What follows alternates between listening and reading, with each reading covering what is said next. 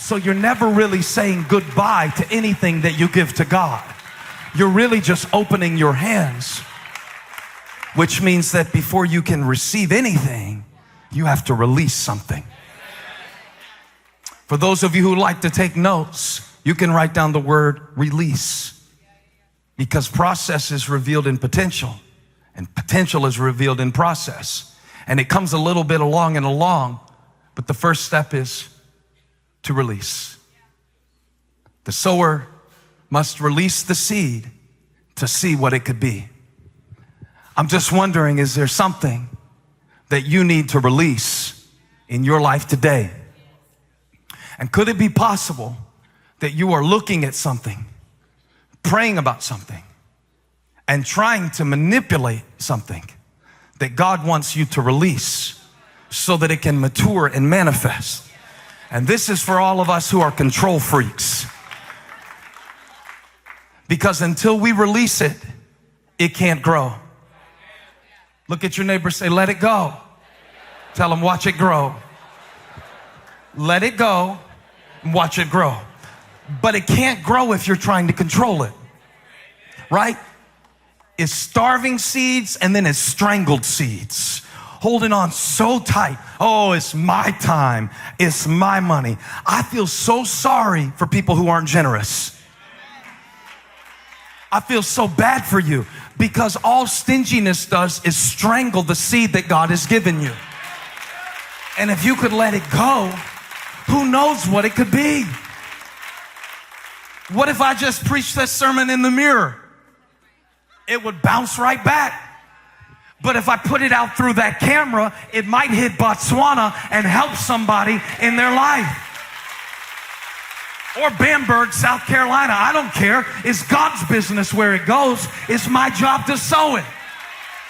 And you got to sow it in the morning, sow it in the evening, sow it when you feel it, sow it when you don't. Sow it when they cheer for you, sow it when they criticize you. Sow it when they Hosanna, and sow it when they want to string you up. Sow it when they notice, sow it when they don't. Sow it, sow it, sow it.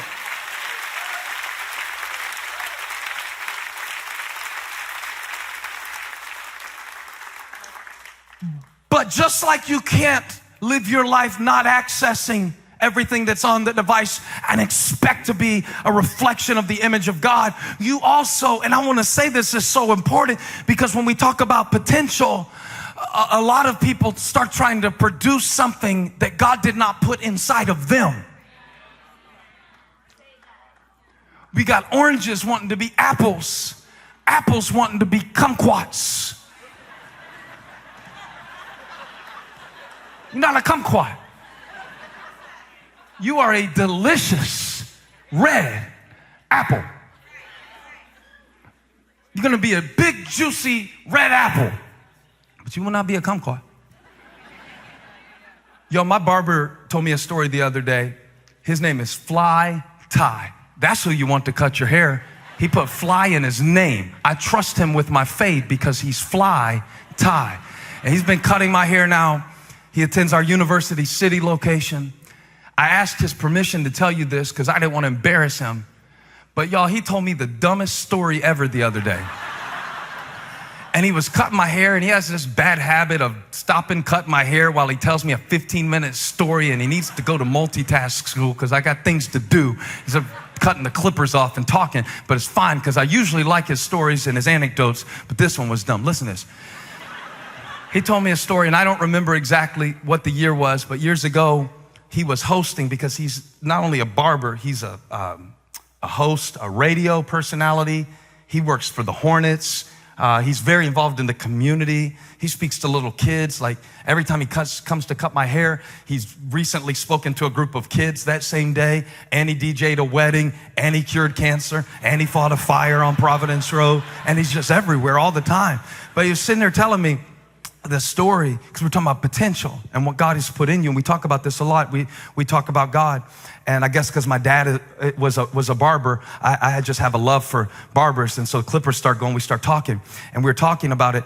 And he told me a story that Jay-Z came to a concert, I guess it was like in the 90s, before he was as popular as he is now. And the concert was half full. and Fly Ty was one of the hosts for the concerts.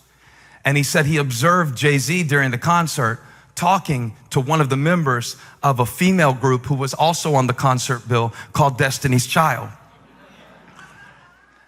And he said that the concert was half full because Jay-Z was just on the come up, which would lead him to be, some would say, the greatest rapper of all time. Depending on how you quantify that, it's a very strong case. But he said, I've since thought back to that day because Jay-Z and Beyonce were back there, and I was watching their relationship develop before my eyes, and he's my same age. And I think often to myself, look what he's done with his life. And what have I done with mine? Now, of all the people in the Milky Way, for you to choose to use as a standard of how successful your life is, you just had to go get Jay-Z. Jay-Z. Not even Lil Wayne. Jay-Z. You had to pick the most influential rapper of our lifetime. So here's what he did. He just wanted to feel small so bad that rather than focusing on, look how gracious God has been to me. I asked his permission to say this, and he said I could. Instead of, I'm going to preach to him through the camera. He's listening right now. Instead of picking, look where I could have been if it hadn't been for the grace of God. Look how he raised me up. Look how he kept me alive. Look how I wasn't a statistic. Look how he's using me in ways I never could have imagined.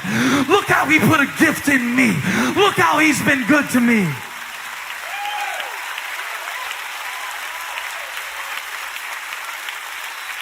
You are not Jay-Z. You are not supposed to be. So tell your neighbor, you are not Beyonce. Tell him, but I am Destiny's Child. And what God put inside of me, I said what God put inside of me is looking for a place to grow. I'm going back to my school like a seed, ready to grow. And don't judge the significance by the size of the seed. I'm Fly freaking Ty. Clippers in one hand and microphone in the other. I got potential. But I got to let go of what I think I'm supposed to be to become what I am. You know how sometimes you get this parental guilt? This feeling of like, I watched a football game with the boys last night and I came to tears because there was a commercial of a man taking his son fishing. I was choked up. I said, I'm so sorry, boys, I never took you fishing. Because I'm thinking that's where the lessons of life need to happen, on the boat. You're like, it's okay, Dad. It's fine. Let's watch football. But it can just always make you feel like, well, I need to be a dad like that. You know?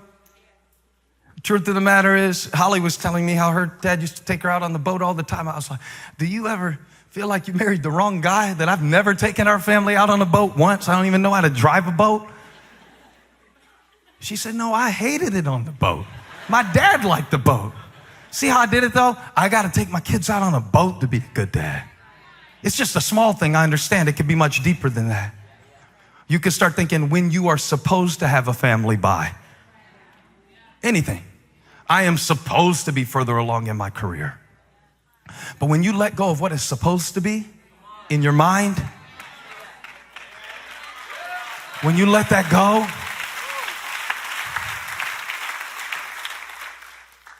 and the sower has to release the seed. I feel God calling some of us to release some things, even to release bitterness. Some of us, if we would release that root of bitterness, we would reap a harvest of peace.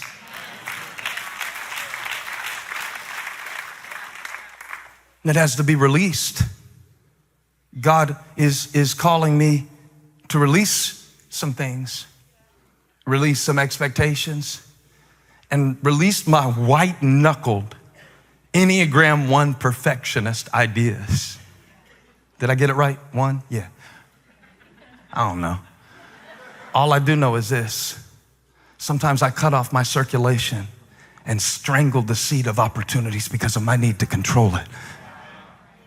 So when you throw your net on the other side, you know what I love about sowing? You don't have to be in a good mood to do it. The seed doesn't care if you carefully dropped it or threw it and walked off. It's still where it's supposed to be. Peter said, we've worked hard all night and caught nothing, but because you say so. And he got blessed while he was rolling his eyes because he had the faith to do what Jesus said.